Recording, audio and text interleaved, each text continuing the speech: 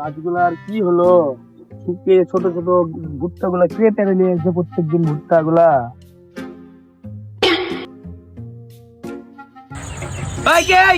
কে ওখানে কে?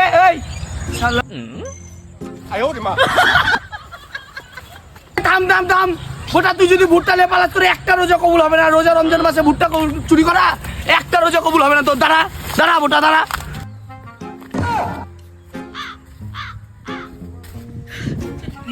ও কাকা 30টা রোজা করছি কাকা, অভিশাপটা তুলে নেন কাকা।